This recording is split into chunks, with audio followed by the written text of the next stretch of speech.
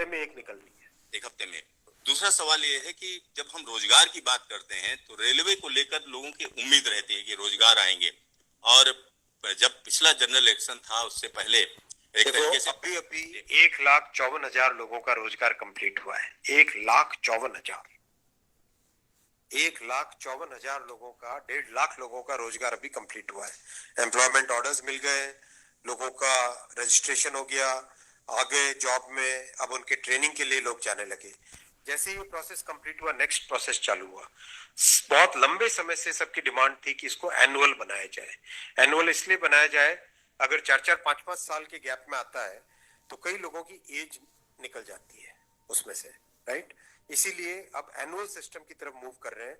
जनवरी में, अप्रैल में, जून में और अक्टूबर में, इन ये चार बड़े चंक है, एएलपी, टेक्निकल, नॉन टेक्निकल और ग्रुप लेवल 1, ये जो 4 बड़ी कैटेगरीज है, इन 4 बड़ी कैटेगरीज का साल में 4 हिस्से किए गए कि जनवरी में स्टार्ट करें एक जो एएलपी का, दूसरा टेक्निकल स्टार्ट करें अप्रैल में, नॉन टेक्निकल स्टार्ट करें जून में, और अक्टूबर में स्टार्ट करें लेवल 1, और ये साइकिल चलती रहे।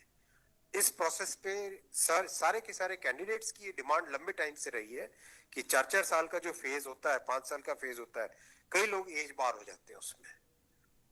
एक हर साल आपको अपॉर्चुनिटी मिलती रहेगी तो सबको अपॉर्चुनिटी मिलेगी।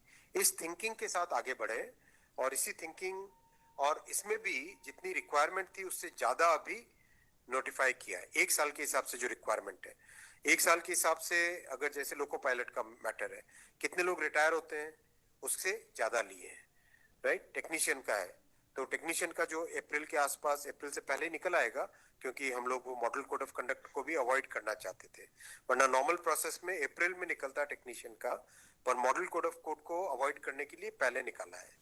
तो जनवरी, अप्रैल, जून, अक्टूबर, फिर अगले साल वापस जनवरी, अप्रैल, जून, अक्टूबर, फिर अगले साल वापस, इस हिसाब से ये प्रोसेस कर रहे हैं। सर, एक साल में कितने जॉब्स निकलेंगे इसमें? डिपेंड करेगा जिसकी जितनी रिक्वायरमेंट है। हर एक जोन की अपनी अपनी रिक्वायरमेंट आती है, हर डिवीजन की रिक्वायरमेंट आती है, कोई एस्टिमेट नहीं, हर वर्कशॉप से आती है। एस्टिमेट बनता है, बन के ही तो निकलता है, फिर एस्टिमेट बन के निकलता है ना, फिर हर एक कैटेगरी के लिए अलग अलग बनता है। अभी 1.5 लाख लोगों को जॉब दिया।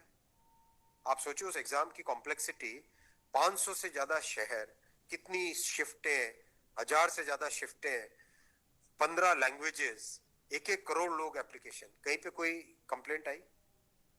0 कंप्लेंट। कहीं पे कोई paper leak? 0 paper leak. Complete हुआ ना एकदम ट्रांसपेरेंटली।